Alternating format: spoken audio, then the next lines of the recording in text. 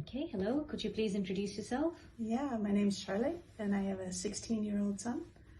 Okay. Okay. When did you first notice that your child had a video game addiction?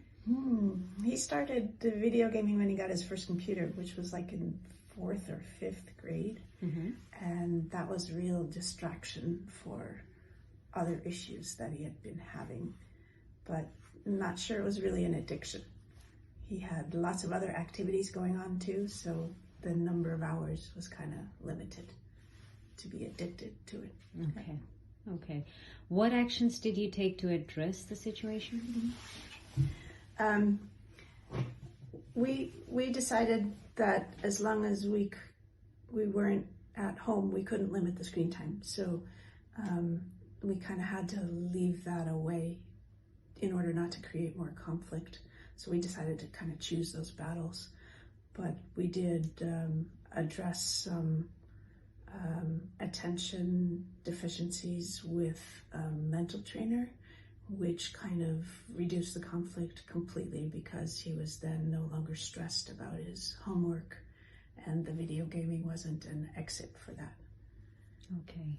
So that was the biggest thing, actually. So you were both working, like you and your partner, and Yeah. yeah. Yeah. So we had a nanny.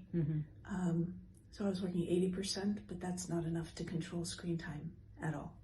And so I think it's really good for him to balance it himself. And so that was really important to kind of give him control over what are my goals and how do I want to get there. And the video gaming kind of just filled in the gaps after that. It's important, yeah, the emotional need behind it. Yeah. Were there any external resources that you found helpful in dealing with your child's video game addiction? Yeah, so the mental trainer really helped balance the school life. So it was no longer this escape, let me escape into my video gaming world, but it was this, oh, I have homework to do, I can do that, and then I can game without being in an exit kind of thing. Yeah. So I think it really balanced his whole life, because he had these frustrations that were no longer there. After the mental training sessions, he would come back and we had more clear goals, and that was just life-changing for us. Life-changing for us. Okay.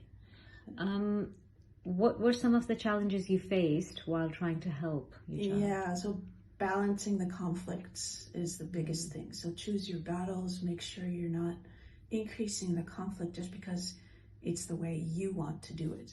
So for me, my son is very different from me. I'm the type of person that likes to get things done quickly, and he's the type of person that needs a deadline to do things. Okay. And so it's very difficult because those two don't jive. I have to put myself in his shoes and try to pretend that it's okay to have this pressure, but you don't want the pressure to be too high. And so you have to balance those battles, remind him of the homework, but yet let him do it on his schedule. And so that was, for me, the conflicts were a big thing. And the video gaming creates more conflicts as long as the stuff he's supposed to do is not done. And so that was kind of the balance where we had to choose how much to push and how much to let the stress be. To judge that, what's the balance? Yeah.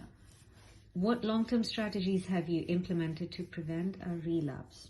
For us, the long-term strategies is just to make sure that he's not home enough to only video game. So he's very active in sports as well, and he spends a lot of time going from here to there to the sports and things, so he doesn't have that much time for the gaming.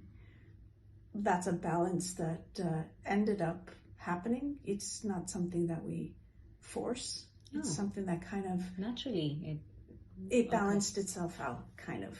And not sure how it'll happen in the future. Yeah. Let's say he stops playing sports, then he might have more of a danger that way, but those are things that we'll have to cross when we get there. Yeah. Okay. Thank you very much, Charlotte. You're welcome.